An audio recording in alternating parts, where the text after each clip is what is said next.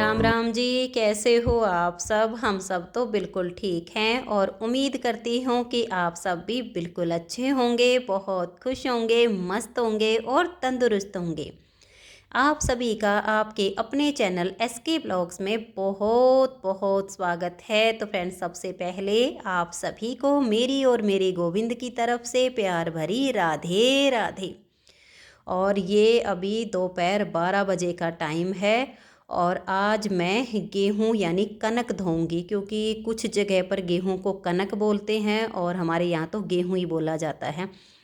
और अभी देखिए हवा इतनी तेज़ चल रही है ना कि अकेले मुझे ये प्लास्टिक का तिरपाल है, पल्लड़ बोलते हैं हमारे यहाँ तो इसको, बाकी कहीं जगह इसको तिरपाल बोलते हैं, कहीं जगह इसको कुछ और बोलते होंगे, बट हमारे हरियाणा में इसको पल्लड़ बोला जाता है। तो इसको मैं बिछा रही हूँ, लेकिन हवा इतनी तेज़ चल रही है कि ये बिछने का नाम ही नहीं ले रहा है। और ये काफ़ी लंबा है, तो मैं इसको डबल किया मैंने इसको पहले, क्योंकि गेहूँ डबल पर ही आ जाएंगे, इतने हैं। और सिंगल को अगर बिछाऊंगी तो आधी सारी छत पे बिछ जाएगा, इतना बड़ा है ये। और मैं एक साइड से बिछाती हूँ तब तक हवा से दूसरी साइड से उड़ जाता है, क्योंकि हवा क्या आंधी चल रही है, हवा इतनी तेज़ तो होती ही नहीं, ये तो अंधड़ चल रहा है बिल्कुल। और अभी ये है कि चलो धूप भी अच्छी खासी निकल रही है, हवा भी तेज़ है, 2 या 3 दिन में गेहूँ सूख के तैयार हो जाएंगे। तो मैं यहाँ पर आई थी छत पे अकेले, बच्चे अपने कंप्यूटर के काम में लगे हुए थे और विशाल के पापा जी सो गए थे। तो फिर मैंने सोचा कि चलो क्यों किसी को परेशान किया, मैं अकेले कर लेती हूँ, वैसे भी कनक तो मुझे ही धोनी है। तो मैं फिर सबसे पहले 2-3 यहाँ पर ईंट रखी हुई थी वो उठा के लाई और वो मैंने कोने पर रखी ताकि ये थोड़ा सा उड़ना बंद हो जाए और फिर मैं इसको अच्छे से कवर करूं। और हवा इतनी तेज़ है कि ये नहीं है कि चारों कोने पर रख दूंगी तो इस पे काम चल जाएगा, नहीं, पूरा राउंड में इसको दबाना पड़ेगा। तो हमारी छत पे काफ़ी सारी फट्टी पड़ी हैं, जैसे अभी नया मकान बनाया था ना तो लकड़ी का काम यहीं पर हुआ था। काफ़ी सारी फट्टियाँ हैं, मोटी भी हैं, पतली भी हैं, चौड़ी भी हैं, सब तरह की हैं। तो मैं इनको जो है, ये जो मैंने पल्लड़ बिछा दिया ना, इसके किनारे किनारे पर करते हुए चारों तरफ राउंड में लगा दूँगी। तो इससे ये है कि ये उड़ेगा नहीं, नहीं तो अगर मान ला थोड़ी सी भी इसमें गैप बच गया ना तो उसके नीचे से हवा जाएगी और ये उड़ जाएगा। और फिर मैं कनक धो के लेकर आऊँगी। एक बार जैसे कनक इसके ऊपर सूख जाएगी ना फिर तो काम चल जाएगा, लेकिन कनक सुखाने के लिए भी तो इसको एक बार अच्छे से बिछाना पड़ेगा ना, तभी जाकर कनक सूखेगी। तो मैं देखिए भाग भाग के इनको ला रही हूँ, क्योंकि पहले मैंने थोड़ा थोड़ा सा रखा, पहले चारों कोने पे रखा, फिर एक एक इनके बीच में रखा, फिर ला ला के और इसको राउंड में इसको कवर करने की कोशिश कर रही हूँ कि भाई एक बार ये अच्छे से कवर हो जाए और फिर मैं अपनी कनक धोऊँ। क्योंकि बिना धोए गेहूँ को पिसवाऊँ तो मुझे पता नहीं क्यों ऐसा लगता है कि जैसे ठीक नहीं है। गेहूँ को धोकर ही पिसवाएं तो रोटी मतलब एक तो मुलायम भी बनती हैं, खाने में भी स्वादिष्ट लगती हैं। थोड़ी सी मेहनत तो होती ही है, लेकिन भाई खाने का जो स्वाद है वो भी तो अच्छा हो जाता है। तो मैं अभी स्वेटर शॉल मैंने उतार दिए हैं, क्योंकि पानी में भीग जाएंगी।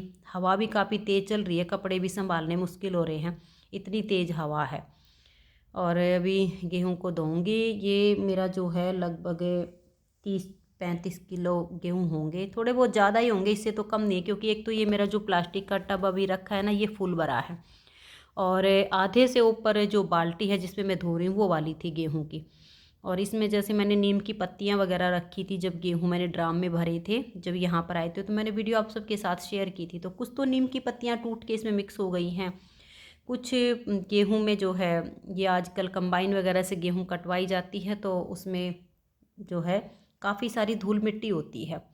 और ऐसे ऐसे जो कचरा वगैरह होता है धोने के बाद सारा ऊपर आ जाता है, गेहूं साफ़ हो जाती है।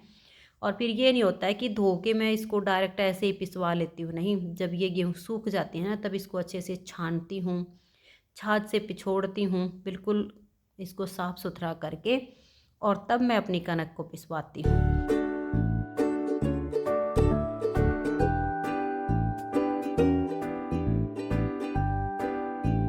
और आज ये गेहूँ धोने तो मैं लग गई, लेकिन हवा इतनी तेज़ चल रही है कि काफ़ी परेशानी हुई इतनी तेज़ हवा में गेहूँ धोने में। लेकिन फिर वो कहते हैं ना कि भाई ओखली में सिर दे लिया तो मौसल तक ये डरना, हवा तेज़ चल रही हो चाहे कुछ भी हो, अब काम करना शुरू कर ही दिया है तो ये तो कंप्लीट तो करना ही पड़ेगा। अब ये तो है नहीं कि चलो आधे गेहूँ आज दूँ आधे कल दूँ। और हवा का क्या, हवा जब चलनी शुरू होती है ना तब तो ये कई दिनों तक इतनी तेज़ चलती है। तो अभी ये सारे गेहूँ धोऊँगी, फिर इनको सुखाऊँगी। और जब मैं वीडियो में वॉइस ओवर कर रही हूँ ना तो ये फिर शाम का टाइम हो गया था और गेहूँ धो के नीचे गई तब तक मुझे बुखार भी हो गया था, क्योंकि 2-3 दिन से ना तबीयत थोड़ी ढीली चल रही है। कल दिन में भी मुझे बुखार की शिकायत थी तो मैंने दवाई वगैरह ले ली थी। फिर सुबह उठी तब भी काफ़ी शरीर में हरकत थी, ठीक नहीं लग रहा था। तो सुबह भी मैंने एक जो है खुराक दवाई ले ली थी, बुखार की रखी हुई थी। और गेहूँ धो के और मैं नीचे गई तब तक 2 बज चुके थे, क्योंकि 2 घंटे का टाइम लग गया। 12 बजे लगी थी मैं ये गेहूँ सुखाने आई तब, और 2 बज गए गेहूँ धोकर सुखाए तब तक। और नीचे गई ना तब तक सच में ही मुझे तेज़ बुखार हो गया। फिर दवाई लेके और कन्हैया को सुलाया। फिर उसके बाद मैं अपना ओढ़ के कंबल और लेट गई। बस शाम के टाइम पे भी जैसे तैसे करके काम कंप्लीट किया, लेकिन बुखार हल्का नहीं हुआ था। लेकिन फिर भी मन को एक सुकून मिला कि चलो ये गेहूँ धोने की मैं कई दिन से सोच रही थी, ये काम तो हुआ, अब देखा जाएगा जो भी होगा। तो लो भाई, गेहूँ तो मेरे धुल गए और अब इनको मैं फैला देती हूँ थोड़ा खुला खुला करके। और हवा का रुख इतना तेज़ है, घाम भी, यानी हमारे हरियाणा में धूप को घाम बोलते हैं, ये भी धूप भी काफ़ी तेज़ है। तो ये आधे तो आज ही सूख जाएंगे, बाकी 2 दिन की और धूप लगवा दूँगी तो कनक मेरी सूख के हो जाएगी पिसवाने के लिए तैयार। हालांकि अभी आटा मेरा रखा हुआ है काफ़ी सारा, इतनी जल्दी मुझे इसकी ज़रूरत नहीं पड़ेगी। लेकिन ये होता है कि मान ला एक गेहूं का पीसना जो है एडवांस में रखा होता है ना, तो ये नहीं होता कि भाई किस टाइम आटा ख़त्म होने वाला है, चलो किसी भी टाइम गेहूँ साफ करके फटाफट उसको पिसवा लेते हैं।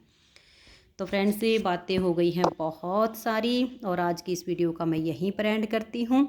मिलते हैं नेक्स्ट वीडियो में, तब तक के लिए आप सभी को मेरा प्यार भरा नमस्कार।